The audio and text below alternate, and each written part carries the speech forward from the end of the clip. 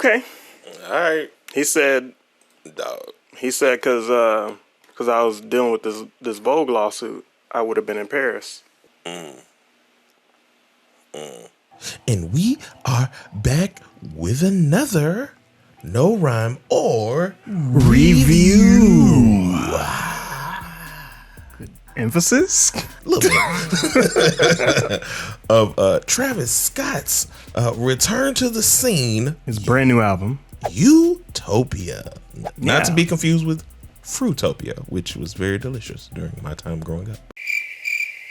Right. We're going to review this album. We're going to talk about themes, productions. Within production, we're going to talk about best beat, features, what is the best feature on this record, our favorite tracks. Wait, and wait. I see what you're trying to do there. Is it favorite track or tracks, sir? track. All right, because you tried to trick me. And our random arbitrary rating at the end. He's another one of those impactful artists that I think by the end of his career is going to like be on the Mount Rushmore for something like outside of his own artistry and his writing ability.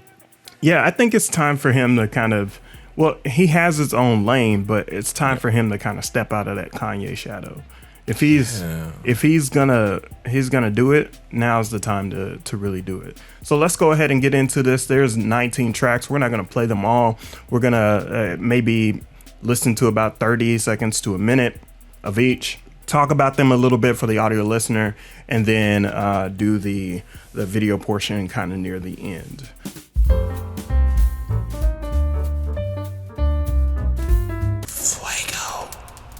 An immaculate way to start the album. Mm-hmm.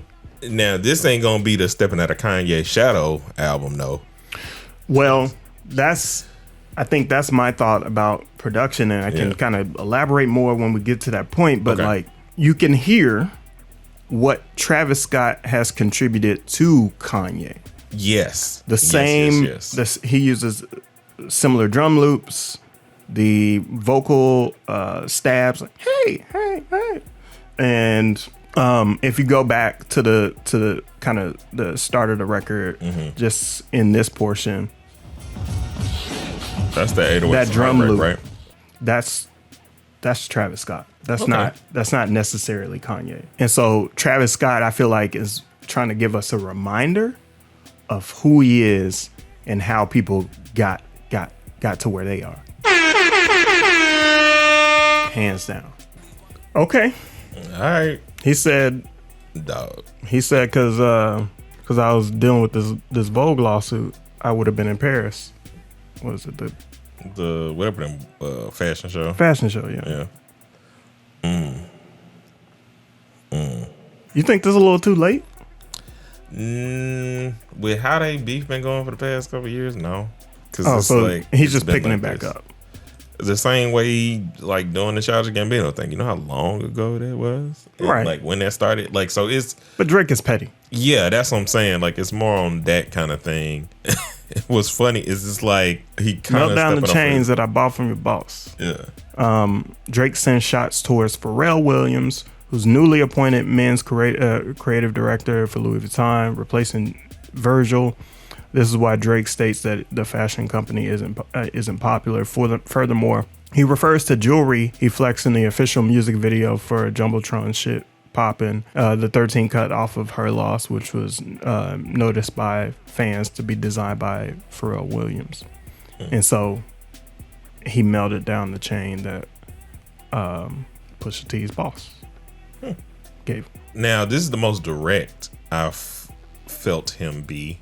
Well, not the most direct, because back to back is probably the most direct he will ever be to anybody. Yeah, probably. I think this is definitely more aggressive. Yeah. Right. And it's interesting to see him play around with this, and I'm wondering how Pusha T is going to respond. If Pusha T is going to respond. Theory. What's that? I think this was a throwaway from Beyonce's album. Yo, this should have been on her album, actually. Which says a lot.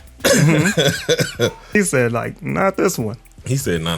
Hold on, B. Let me hold it. I'm going to keep this one, man. Dog. Yeah, okay. This definitely could have been on Renaissance. Renaissance. I ain't a big Beehive dude or nothing like that. You just turned into one. Let's run that back.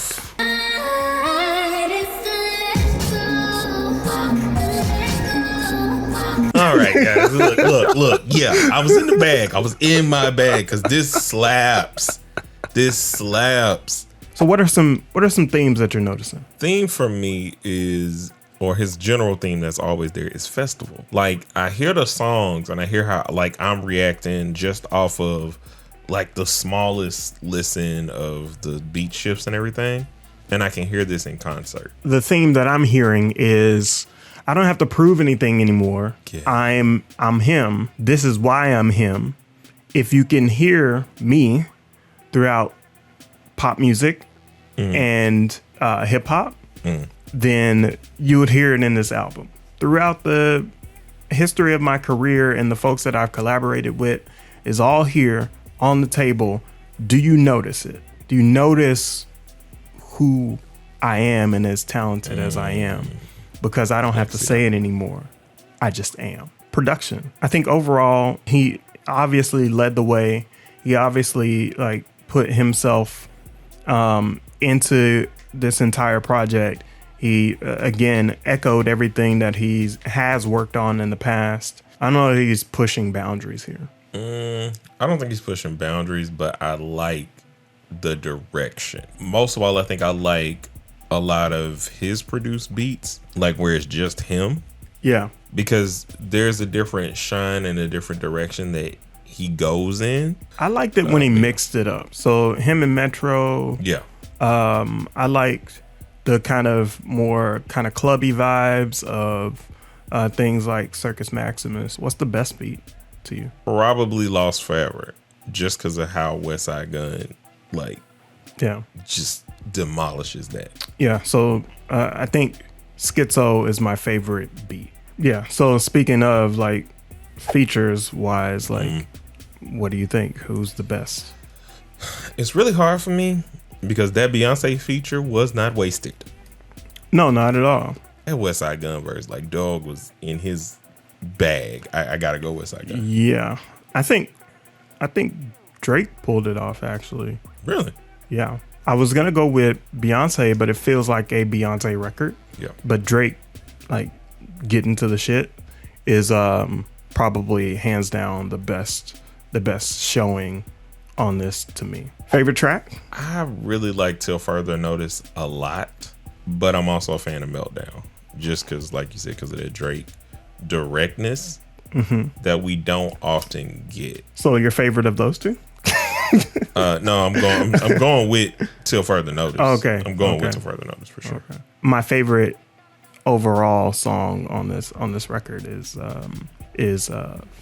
I don't know that I could have guessed that. I think it was well done. And last, our arbitrary rating. I got about 4.5 out of 5.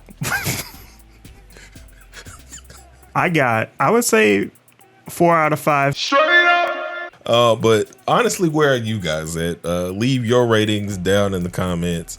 I'd love to see some of your arbitrary ratings. Yeah, what are some of your favorite tracks? What are some of your favorite beats? Who you think stood out on this project? Let us know down in the comment section, and we'll be sure to entertain you and be there in the comments with you. Right.